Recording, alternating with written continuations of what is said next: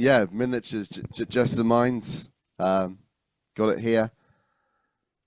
Oh, Um, yeah, incredible album. Certainly inspiring, and it blew me away. It really did when it came out in 2017. Um, you know, I've had it on the car radio, in the CD player, in the car stereo. It's been in there many times on my way to work, things like that. And oh, the track, "What You Want," that was the one really that I think that's top three song of the decade for me, especially in terms of the what? shoegaze dream pop thing. Yeah, Gonna I say mean, that was my choice for single. So Yeah, you did good. yeah, amazing stuff. And oh, thanks, man. I appreciate it. try and Silent Tide, but Silent Tide's beautiful. The way that just floats Mm, in. Always been a fan of that song. mm.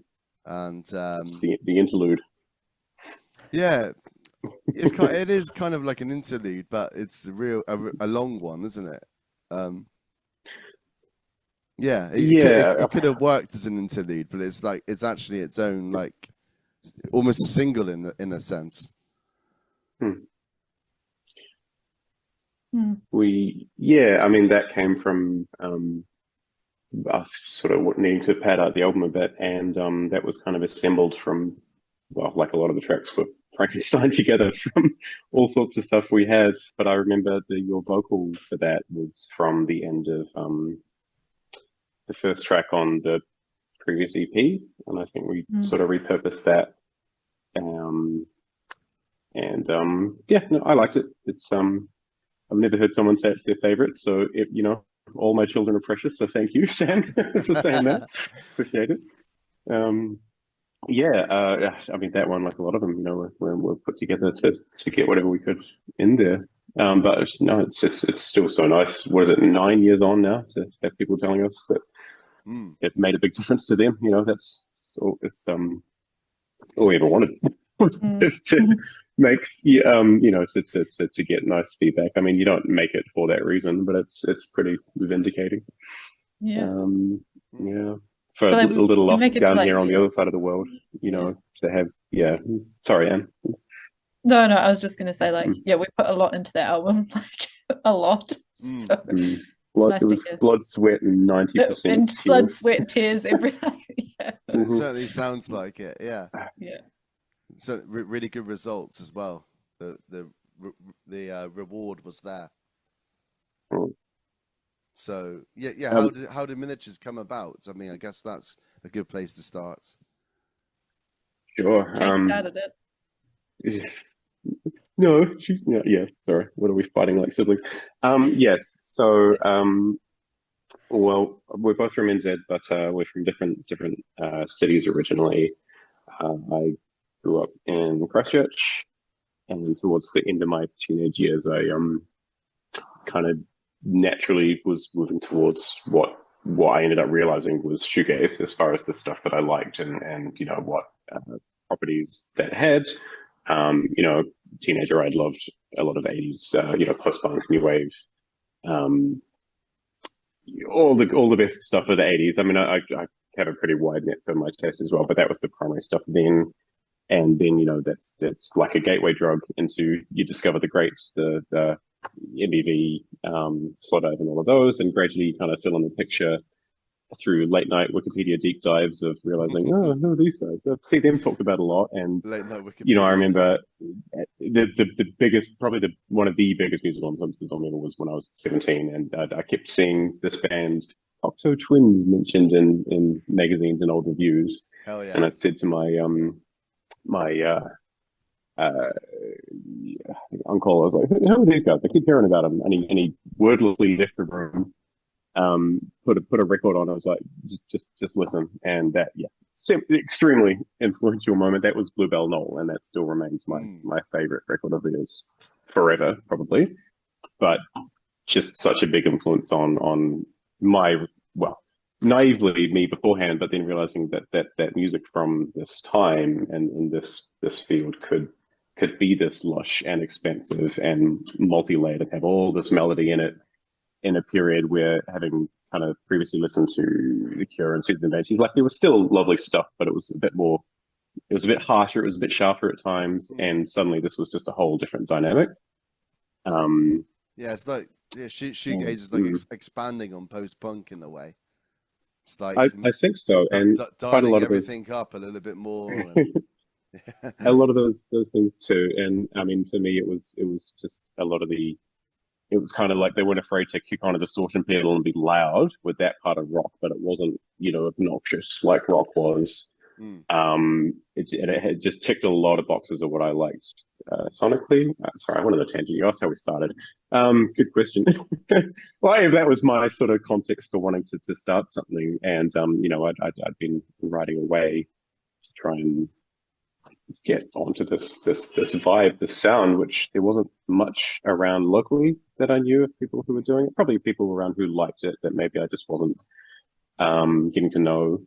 But you know, as far as I knew, shoegaze was kind of dead and gone. I mean, I knew there were a couple of kind of revivalish bands, or you know, like Ringo Death Star were kicking around. I was really into them overseas, but I didn't really realize there was still any kind of market for it. Yeah. Well, maybe market's not the right term, but you know what I mean, like an audience to be found beyond just the old timers.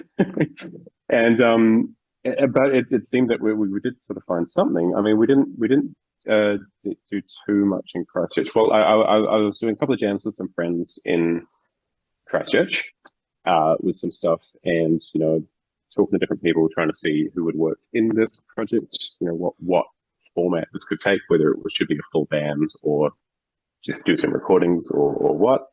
And then I met Annemarie through a friend of a friend, looking for, hey, here he is. Hiya. Chris, how did Miniatures start? How did they start? Oh, that question's not for me. How's it going? Come on, mate.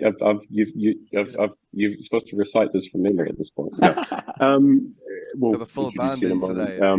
It's good. the most recent, the more or less most recent lineup, yeah. Okay.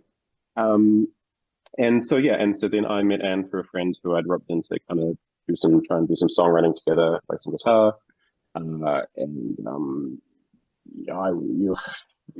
do you know? At 19, right? I was pretty naive. I was like, this would be great, and you too, Anne. You'd recently moved to town, I think, and were quite keen to get involved with something like that.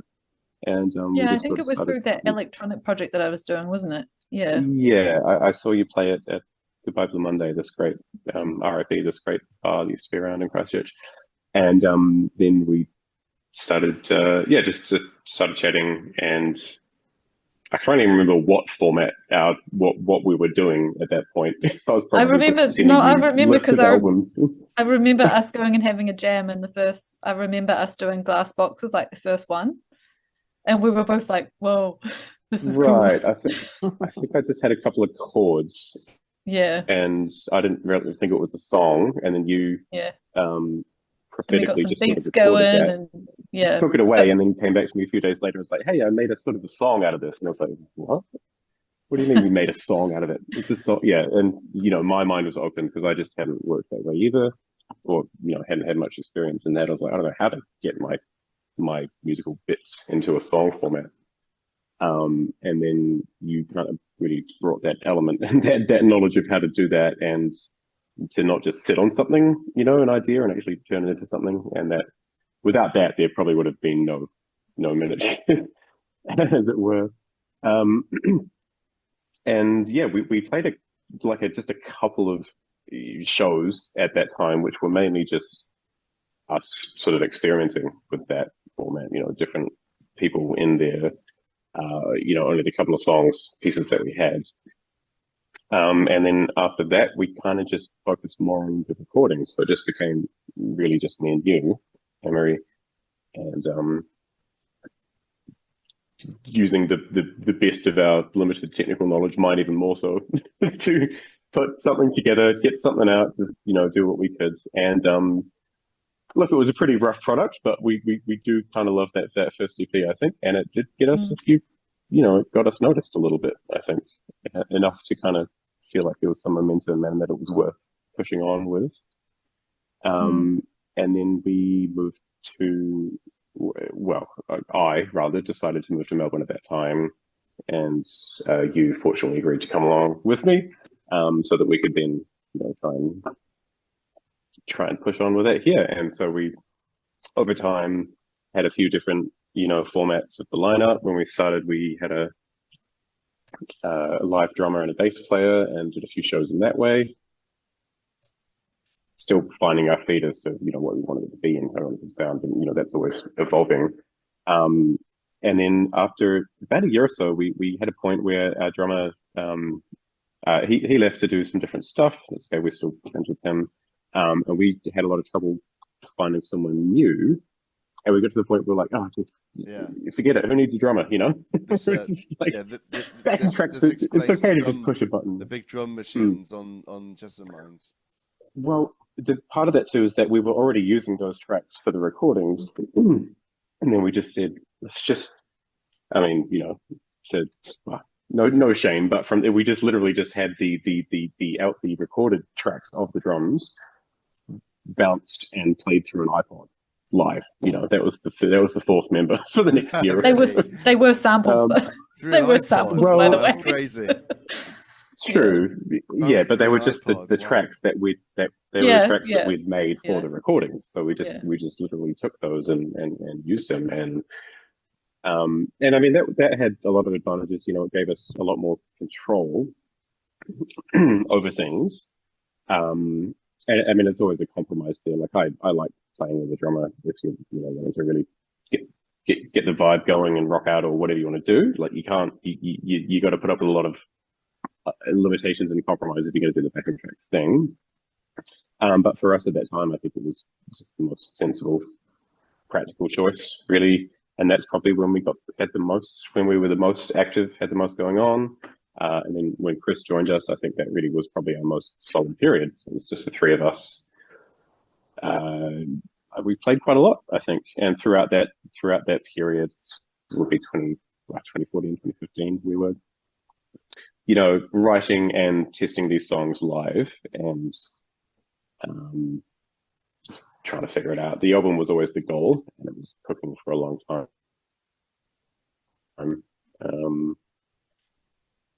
But yeah, I don't know, that's the first few years. That's awesome.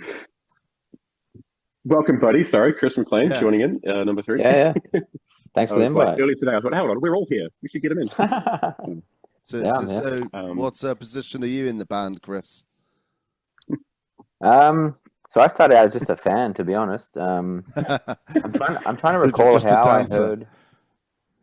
Yeah, pretty much. Chris was in Hideous Towns as well. We used to play together, didn't we? Yeah. Like play joint gigs in Hideous Towns. Yeah. I think that's how it started because I'm pretty sure it was my friend Matt, who you guys also know. He's kind of the guy that always found music that we would listen to, and he must have found Anybody Silent somehow. Oh, yeah. Right. We were digging that song, and then I think I sent you guys a message and set up a gig. So I think we played together, somewhere, and that's how we met. And we had 1 or 2 shows, but we would see each other all the time.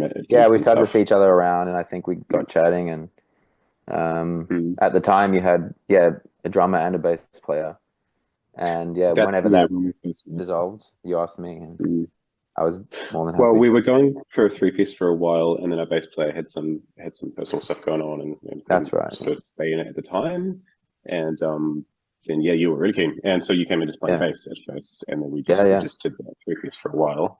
Yeah. But as we were doing the album, I kind of always wouldn't deliberately write for rhythm or lead, but it was just too hard to resist the temptation to have multiple guitar parts and things. And as we were doing the album, and I'm thinking, how the shit are we going to do this live? Just like, hey Chris, you play guitar too, don't you? Of course he does. He's fucking good too. And it's like, all right, I'm going to put you there. We're going to get a bass player, and then we can, and then we can actually do it more justice. And so we did, and we only got to play a couple of shows like that. But it was certainly really cool to be able to get one of those parts in a live setting. And if we'd pushed on, I think that would have really gone to a good spot. So train of thought, and I totally stole your thunder. Sorry. Oh, no worries. Yeah, Mm. that's pretty much how it went. I was going to say Chris did play most of the bass on the album, actually, which I was quite happy to hand that off to you because it let me be a bit more detached from that and not constantly critiquing my own performance in every way. Whereas when I listen back to that, I can just enjoy it when I'm listening to those elements. And in fact, this is funny. I've told this anecdote several times, and you guys will be sick of it. But sometimes I've listened back to it, and I'll be listening to maybe what you might call the rhythm guitar part, and I'm like, oh, man, Chris did a really good job on that as well, because I got used to him playing them live, and then I'm like, no, wait, I played that. Hold on a minute, and that almost ruins it for me. Then I know it's me. I don't think I played any guitar on the record. Just I bass, don't right? think so. I think I played bass on like one song that you did. Yeah, you played on one, I think. Yeah. We did that first, and it was pretty smooth from memory. Yeah. Yeah. Anyway, segued on cool. Yeah, some awesome stories there. Really, really great to hear. What sort of gear, sort of like production techniques and stuff did you use for JESSAMINES? Like I don't know how. I think I gave myself tinnitus mixing that album. Yeah, you must have done. Yeah, yeah. And I do see, and you are credited as being the mixer on there. So I found that really interesting because, like, it's hard to sort of mix your own record, and because I've done it as well. But a bit of shameless promo here, self promo. I brought out an EP. I come under the name of Sonic Sphere. Oh, nice. Mm-hmm. It's all on Bandcamp and that if you want to check it out. Yeah, we'll do, man. So, and I'll let you talk a bit more about the actual mixing. But I was just going to say it wasn't really a creative decision. It was one of practicality, I think, for us in terms of saving money.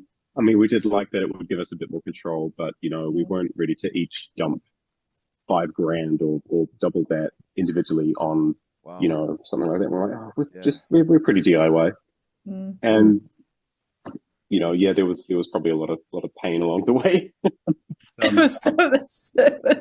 It pushed us to the limits of our relationship, our platonic relationship, that is. But it's but like any good process, I think, if you're not pushing yourself there, you're not making good art unless you're struggling to get it done.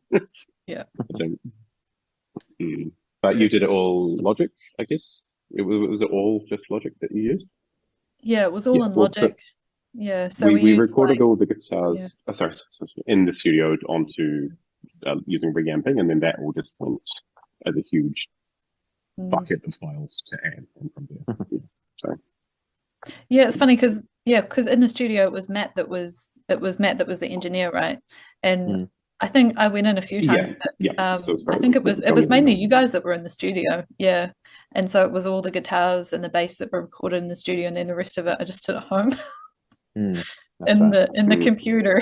That's awesome. Yeah, because there's so much distortion going on. It's like, how did you manage to tame that? How do you not clip it, make it muddy?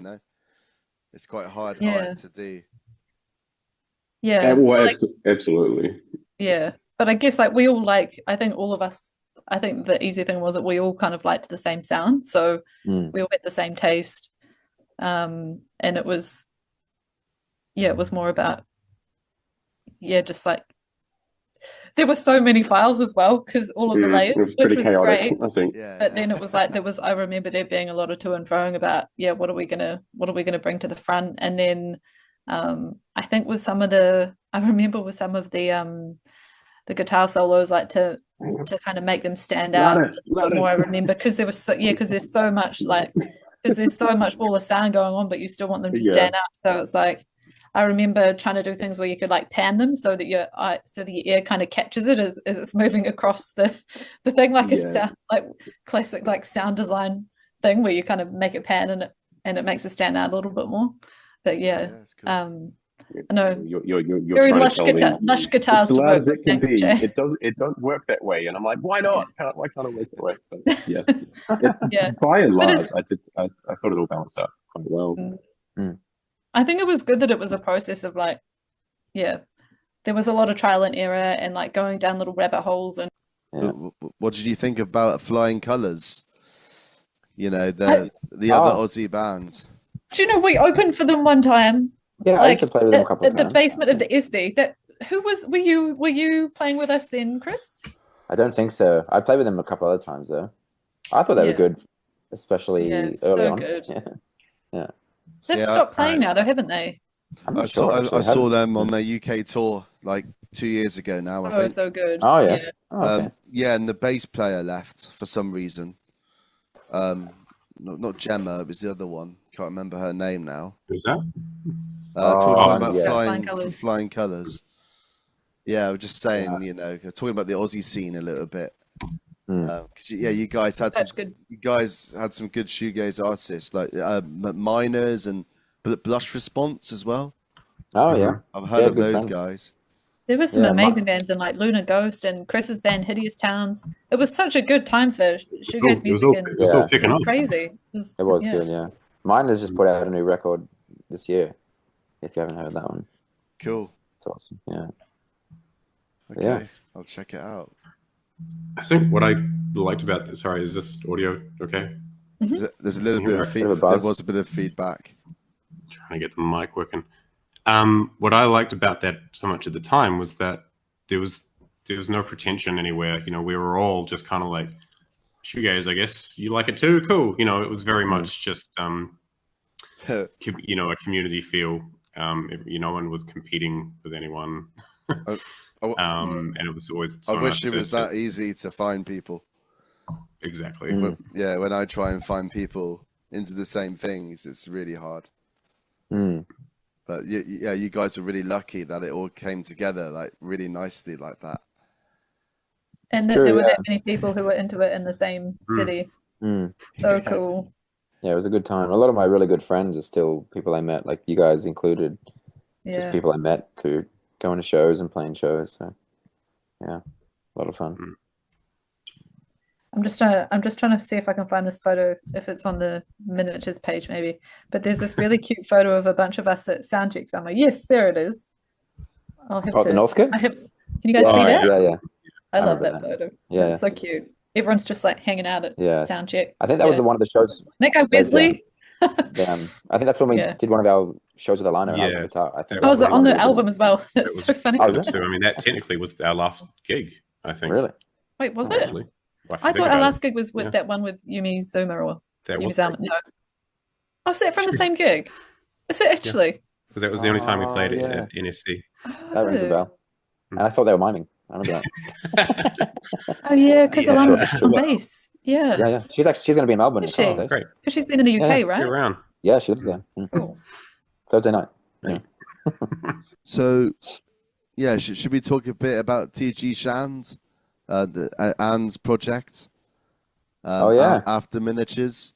Now that Shay's not here, I guess you got more time to speak now. It was basically just me missing having someone. I just taught myself how to play guitar because I really missed doing music stuff and very much influenced by miniatures. So just keeping awesome. something going. The new one you just put out like 2 days ago or something, right? Yeah, it's great. Yeah. Nice. I haven't heard that. I would check it out. Yeah, it's really cool. There's some different elements, I think, from the last few. I thought. I think the first release was in like during COVID, wasn't it? It was like 2020. I remember that being one of my refuge albums. Oh, really? Oh, the EP. The pandemic, the EP, yeah. Oh, nice. I'm glad that it was very homemade. Very homemade for sure. Yeah. But yeah, it's good to have an outlet, Good to keep it going. Yeah. Got to go into the studio for the first time with this last one, which was pretty cool. And I usually hand make everything. But I was like, you know what, if I'm gonna keep doing music when I'm in my 30s, I may as well be doing putting everything into it. So went down to Dunedin and recorded with Tom Bell, who's done some he's amazing. So that was such a yeah, so addictive, isn't it? Now it's just, that's all I want to do now. But it's yeah, so good. Yeah. Did you just do one song there, or more stuff? I actually went down there with another track called Levitating the Knife, which I'm still working on. Okay. But then the Deadpan Break, which is the one that came out, I'd kind of, it had just kind of come together really quickly over the week before I went down. And so it just kind of hit it at the right momentum. And we ended up more working on that one at the time instead. And then, it just came together quicker. So, yeah. Sweet. Jay, welcome back. Great titles. Just didn't realize you were rolling. Sorry. Yeah. Yes. Yeah, I was just about to send you an invite then. But oh, good. Don't need to. Good. Oh, we are rolling. Yeah, I don't know how long for though. So bit of a game of risk here. Sure. We're on the air. All right. Okay. Yeah, so we were just talking a bit about TG Shan's, obviously the Anne's project after miniatures. So thought it'd be a good opportunity to squeeze that in there. But I'm quite loose really with my topics. You know, we can talk about anything really. Yeah, go ahead. What do you want to know? Q&A. Yeah, we did a bit about production techniques already, didn't we? I suppose. I did ask about gear. I mean, there wasn't really too much to tell for as far as what we used, but yeah, what's on the pedal boards? Yeah, that's always good. What at the time, I mean, it's evolved a bit now, even though it was getting more use then. It amused me often when reviews or people would talk about, fuzz soaked this and all that, and I'm like, there actually wasn't any fuzz on that record. It was all tell just them your main distortion. It was just a freaking Boss DS2, just the bare bones. Nice. I like that Distortion, which is just what I was used to, and I knew it. It certainly wasn't my favorite, like sonically, but it just seemed the most reliable. For those distorted sounds, and because I just have always had kind of a love-hate thing with fuzz, and I've owned heaps and sold them back again. Never quite found the right thing because I like some elements of it. Like I think I must have owned each of the 3 main Big Muff Pi versions, some of the others, and they all sound absolutely amazing in one moment for one sort of sound. And in the next moment, suddenly your sustain's gone, or something else is gone, or it's too up and down, and that bugged me a lot. I did eventually find my fuzz, which was the by Wampler, the Velvet fuzz, which has just been my absolute #1 since then. And if we were ever going again, that would be the how we'd get that sound, because it covers that distortion kind of feel, but you get that nice thick saturation feeling of fuzz. So that I find that the best of both worlds. But otherwise, not much has changed since then. Probably the most important element of the guitar sound for us was the DD20. Yeah, because we just had that. I had that set for about 3 or 4 different presets in terms of delay time, and just with varying degrees of intensity on the sound. And that was the modulated setting. Once I discovered modulated delay, I was like, oh, I can throw the whammy bar away now. That's great.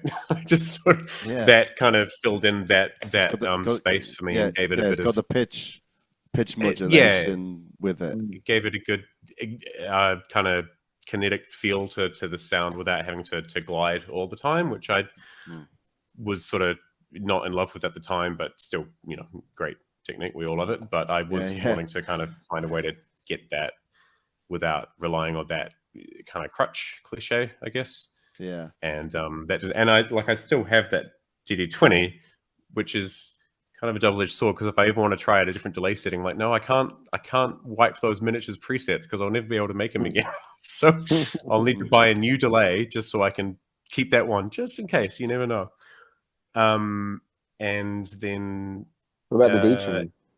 I was going to say that I had the digital whammy since I was a teenager, which I really only held on to just because it has such a great chorus-like detune on it, a really, really crisp, clear, no artifact detune, which is kind of just different enough from chorus, but without. I don't know, it just has a different vibe to it. And then the deep setting on that was actually, I used that quite a lot too. And yeah, that was good.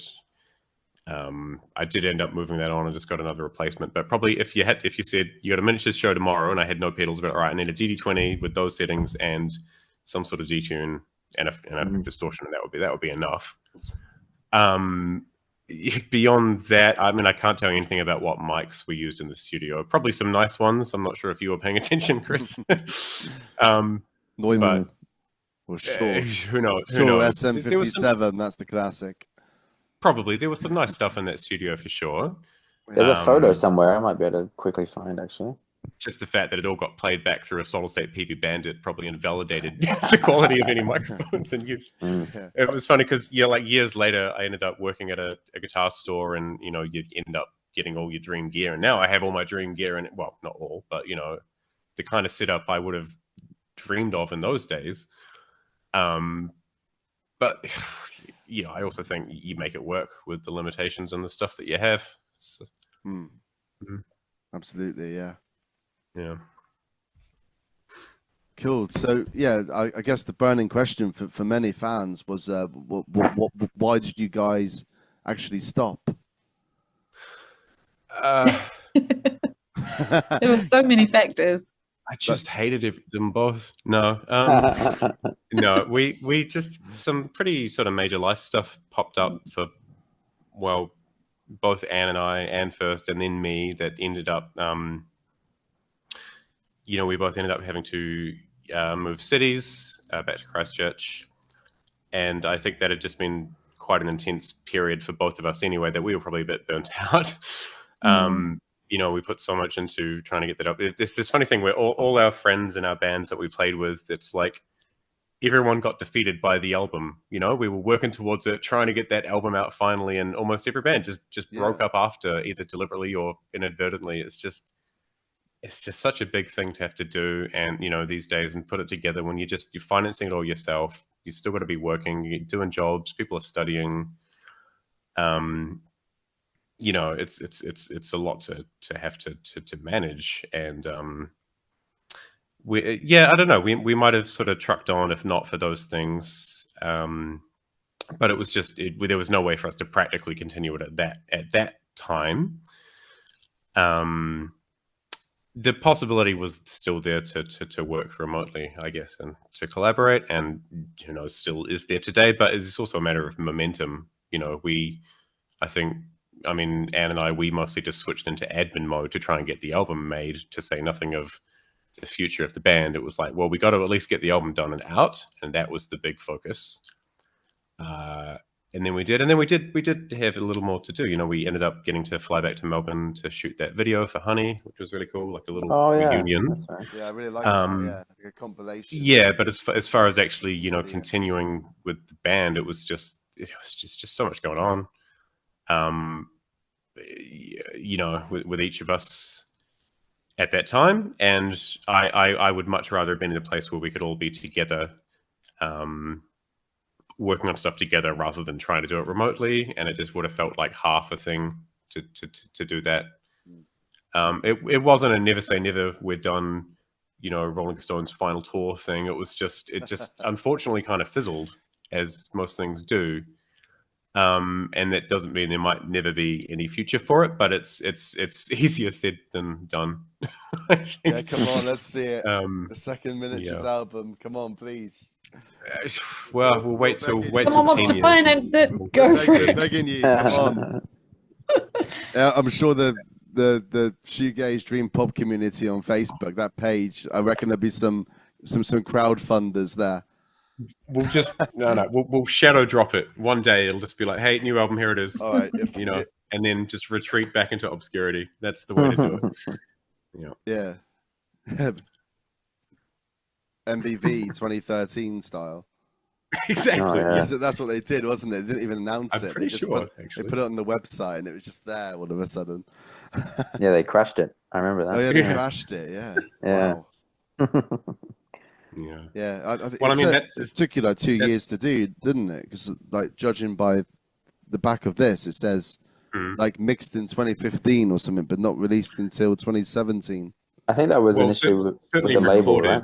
2015, we did the recording, and then like we said before, it was probably up to a year worth of working together on the mixing. Maybe more. Maybe more, and then the period of once we got in touch with Saint Marie, and then it was probably nearly another year before it was ready to release. You know, because obviously there's timelines and a queue sort of thing, which was a little frustrating. But then I didn't know what's involved on the other end of that, so who knows? Probably a lot, I'm sure. Yeah, wasn't part of that, Che, about how to get it on record because it was a bit too long, but we didn't want to cut anything out. So that's why they went with the double 45. I don't think that caused any delays, but there were a lot of conversations about what format, how it would be presented and how many songs and what and where and what type of vinyl and whether we wanted to do that type of physical release. And like, I did want a physical release. I could have lived without doing a vinyl. It's pretty special, but I just I was like, look, just give me a tape, man. A tape with my band's name on it. That'll do me. But there's demand for vinyl. People want to buy and own the vinyl, but the costs, the costs alone. Like I'm sure it was really special that they decided to do that. It was exactly. I mean, we've never seen $1 from that, and I don't think that's unfair because he probably still covered more, to do it. So. Like at the end of the day, it's just kind of like, well, cool. You helped us get that made. The fans who are willing to really own a piece of physical stuff for that get to do that, and we get something to pop on the wall. That's quite special. But if we did it again, I'd probably just say, just put it on Bandcamp, man. $5 download it. You want a physical release? We crowdfund that first this time. That would be my thinking. But. Yeah, no, it's good. Yeah, I think having that physical products is always good. Yeah, there is a big demand for vinyl for sure. I mean, I'm personally more of a CD collector, as you can tell, because I bought it on CD. So, but that was good enough for me. But well, that was it. Like I think probably you guys are my age too. We grew up in the '90s. You get your favorite band's CD. That's the cool thing. And like I wanted that. I wanted a compact disc, and now that's outdated. But anyway, I really enjoyed the parts of the process though, like designing the album cover. We did have a lot of bit of friction back and forth, agreeing to I really had my heart set on this sort of image, and the label wasn't feeling the same, so there were probably some compromises. But I'm really proud of that, and you put a lot into that with me too, with the design and the formatting and everything. I don't know. That was quite important to me too, as well as the music was the presentation of it. Yeah, pretty smart, really good stuff.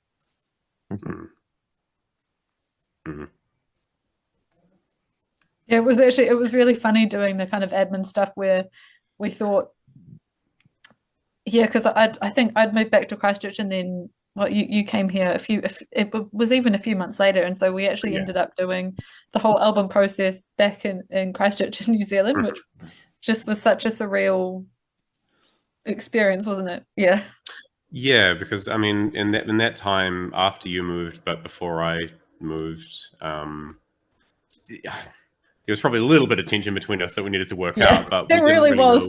We didn't know what the future would be at that time, because I was thinking, all right, well, I guess, I don't know, I don't want to stop. I mean, are we going to carry on to, and so in a way, it kind of worked out for the better, but it was not what I would have expected. I don't know. There was some motorbike going on. I can hear that. I live in the city, so it's constant noise. Sorry. I didn't know whether that was a new demo or something going on then. Great sound. Incorporating some motorbike noises in there, music concrete style. Yeah. Doing a white snake whammy bar dive sort of thing. Yeah, sorry I interrupted you then. I was waffling. I was just going to say, it was quite cool that we got to kind of wrap all that up in a way, and, you know, get the product out and have a long nap in a way. After that, it was just like, whew, okay, we got it out, cool. And yeah, who knows what would have happened if we'd been in the same place. I mean, we kind of exhausted every scrap of material, just about, that we could to get that album in. I mean, when we started recording, we hadn't finished all the tracks. We hadn't finished writing them all. Probably about 3 or 4 of the songs were assembled during that time. I think the title track, especially, right, Jay? Especially title track. Yeah. I hadn't even finished writing the progression when we went in. I knew I wanted it on there, but I'm like, well, I'm gonna have to figure something out. Some tracks we definitely went in, they were ready. We'd been working on, like, To the Lake, and that's another highlight for me from the album. And Form. That was the first one I learned to play, actually. Yeah, and Slow, like those ones we'd been playing live already, so we kind of, and Honey, we had a pretty good idea of those. It just, doing studio gave us a chance to really bulk them out and, you know, make them more lush and fully realized. But yeah, a few of them we just sort of went in and was like, but yeah, especially JESSAMINES, and especially Stand Still right at the end, which I think when we started, all I had for that final track was the bass line, just a 4-bar repeating motif, and it was like, yeah, it's got the vibe, it just needs to be a song. But I really liked that one, how they ended up. And like I said, that was probably 6-7 years worth of odds and ends, bits and pieces, songs that were songs and songs that weren't. We were just like, look, we've got to have at least probably about 10 songs to make an album. So we used most of it. There were probably a couple of things, like I said, we had Once Alive that we didn't end up mixing and releasing. But like that was really all that got left on the cutting room floor. Yeah, so it could be like a 10th anniversary special with all these, with all these unreleased, these rarities on there. That would be cool. Well, I mean, over the years, I've realized that there were more bits and pieces that I might have sort of written and sent to you, Anne, and you might have sent something back, and then we just forgot on that. And so they sound great, by the way. Those ones, because you sent me those. Yeah, I still want to make them into something. Most of the writing I've done in the past since then has been based on some of that stuff that may have become miniatures things, but I don't know. It's slow going when you're working on your own. I got very used to you cracking the whip, and that I could sort of have an idea and no idea what to do with it, and you'd record it and take it away and come back with having added something, and like, oh, thank God, now it's a song. Now it can be something. I'm going to do that on my own now, which is hard. But yeah, I don't know. It's, you know, life gets, well, there's always excuses to be made, but life gets in the way and priorities change. I don't know. I'd like to get something else out eventually, but I'm glad at least one of us is doing something. And thank you for keeping active with something musically. That's good. Chris, I don't know what you're up to, mate. You should get on it too. Not much at the moment. A lot of chat without any action, but yeah, maybe soon. Yeah. We'll definitely check out the new TG Shan single that's out. Yeah, I love it. It's great. So, what was it like being with St. Marie Records? Because they're one of the big ones with like Sonic Cathedral and Club AC30. You know, all these guys are quite big. Yeah, it felt like a get at the time for sure. You know, we were pretty stoked with that because it was so hard to shop it around because we were like, all right, well, we got the album sort of ready now what? You know, we had no idea what we would have done. But then through some contacts through Facebook groups, they put us in touch and got it noticed by Wyatt, and he reached out and was actually quite keen to put it out, which is great because it might have been him or nothing, you know. Like it's just I'm sure there's just so much coming in for these labels, these people. You know, you're not going to listen to everything.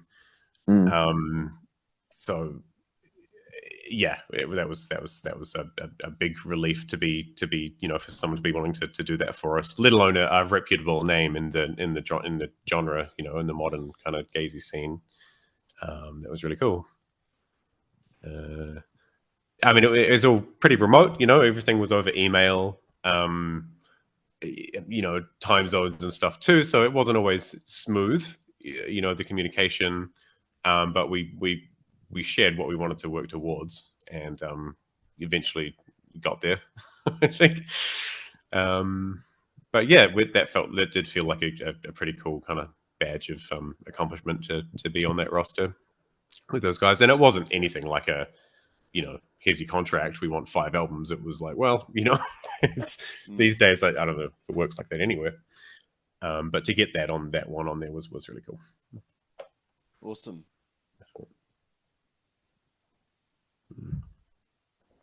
Yeah, so don't know, we could talk about anything. Don't know, what do you want to move on to now?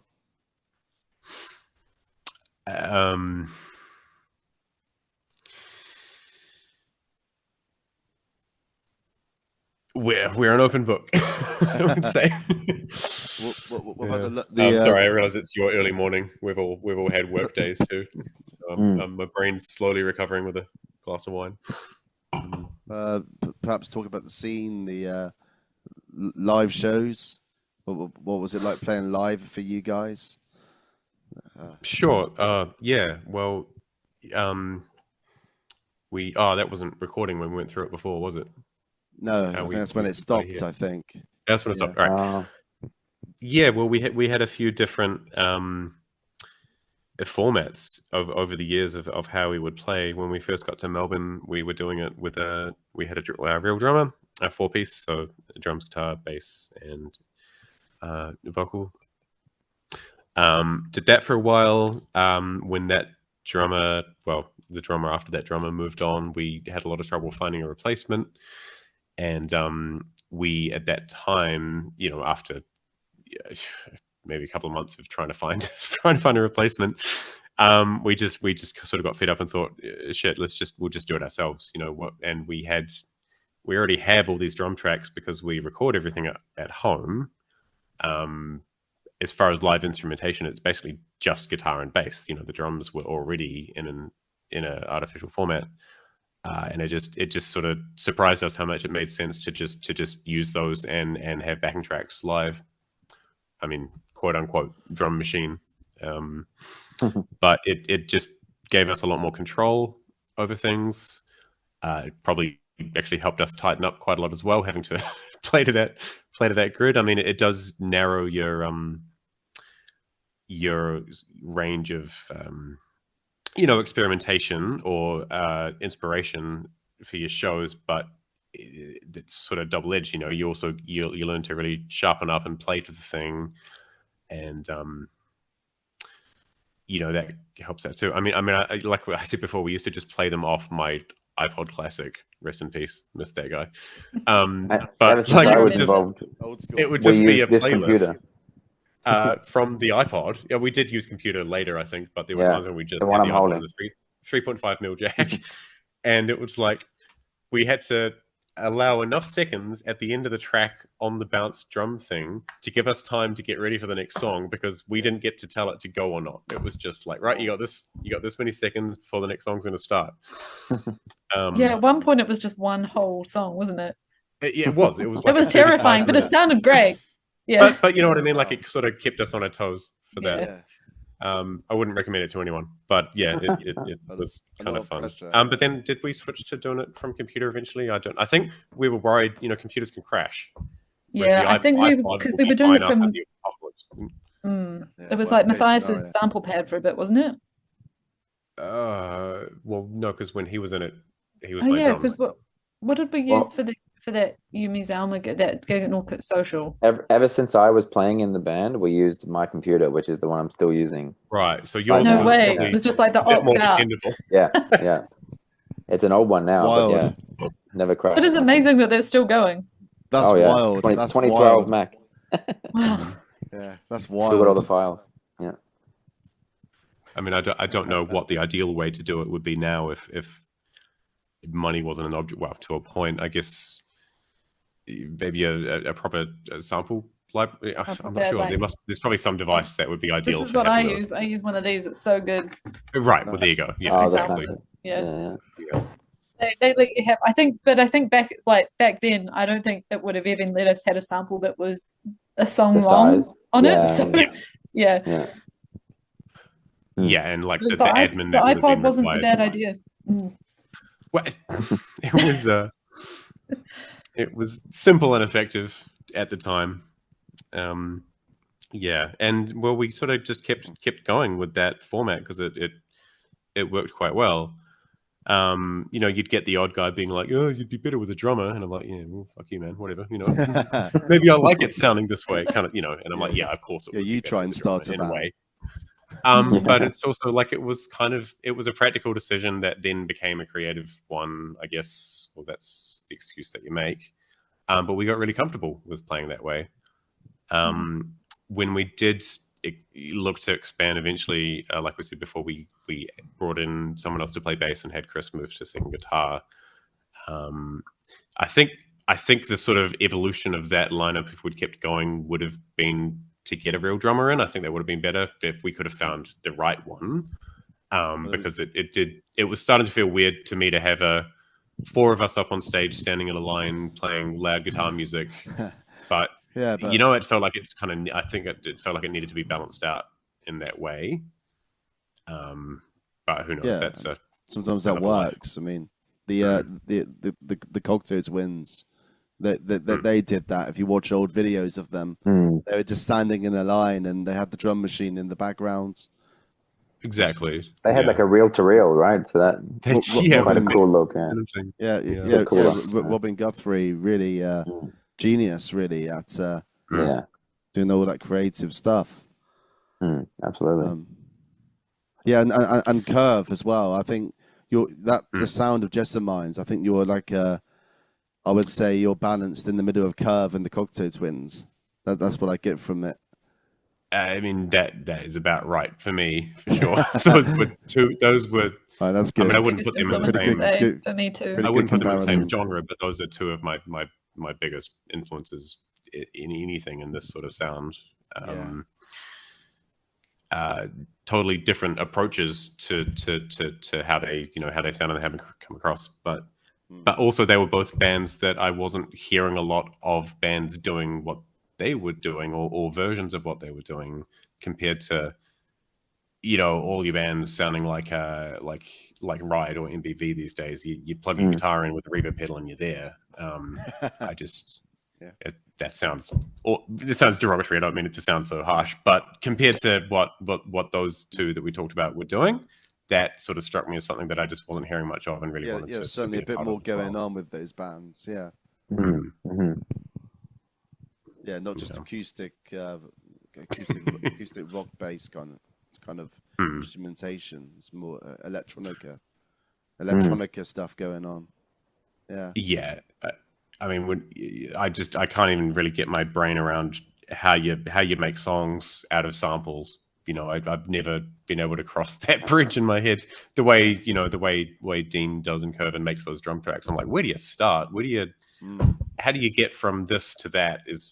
I can't make that connection. So I actually interviewed Dean on this channel. Oh, yeah. It was quite an honor, really, because he doesn't do it much. He's super private usually. Sure. So I was lucky enough. He just sort of came to me on Facebook saying, I fancy an interview, and that was it. Wow. Yeah. That's amazing. Can you send him our way? Yeah, sure. Sure. I can say about miniatures to him, Yeah. Well, that's it too. Like I always, I loved reading about and hearing about their work ethic. They just worked so hard to make their stuff and didn't really break out in a big way, but what they did do was just so appreciated by people who did, and they just kept pumping out stuff. Yeah, really cool.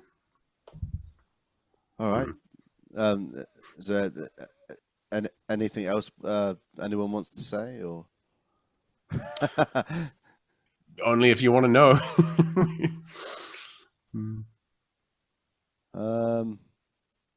What about the mixing process? What was like that? What was that like, Anne?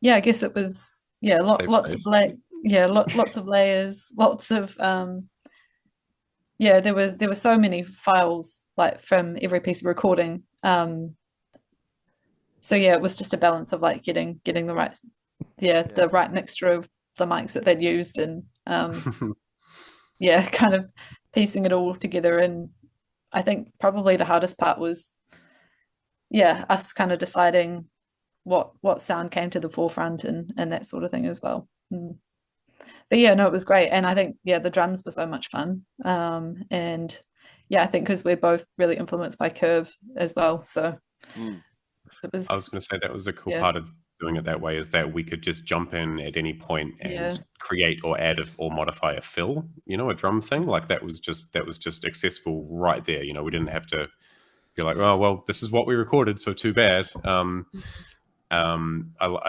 was a pretty cool aspect of it, and again, advantage to having control of that in that way rather than a live drummer. I was recording all the vocals at home as well, because I think I remember trying to have one session recording the vocals in the studio, and I was so freaked out. Everyone was watching. And I was like, oh, it was so awful. Still gives me the shivers thinking about that. I was going to say the vocals. I think that would be a good thing to talk about. How do you develop your vocal style, influences, or that kind of thing? The style. No, I think before we were doing miniatures, it was.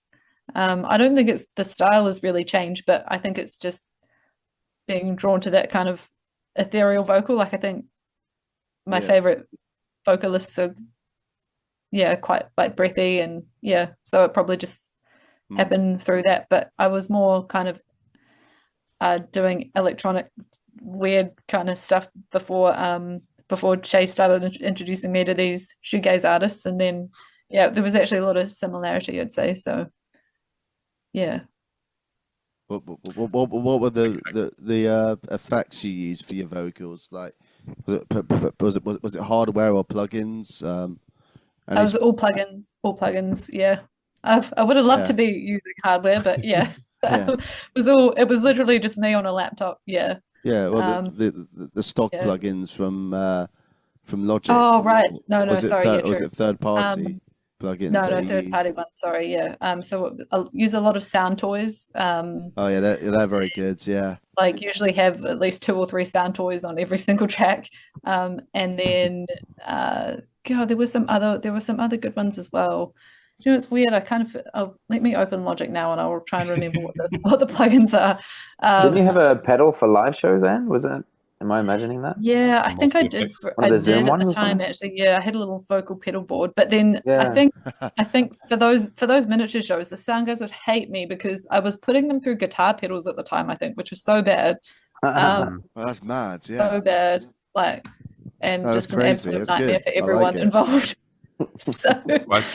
Nice approach. I mean, they probably struggled too because, like you said, when we were mixing, we always, we kind of knew how on the recording to get a good balance of, aggressive is not the right word, but like saturated guitar sounds mixed with your vocal. But the art of doing that well live is probably quite hard when you're probably not a very loud vocalist compared to your average rock and roll singer. Sure. And then I'm not a kind of guitarist who wants to turn up to 11 to make a joke about it, but I don't need to be that loud.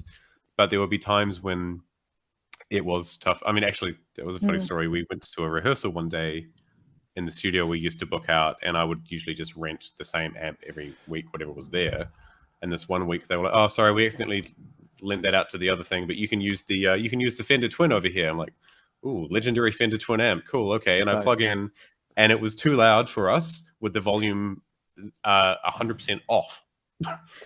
Like it was literally impossible to turn it down anymore, and it was too overpoweringly loud for us to be able to play together. Like, hired from Kevin Shields. Exactly, something like that. It's the modification where 0 is 100 and it's all just 100. I don't know. It was wow.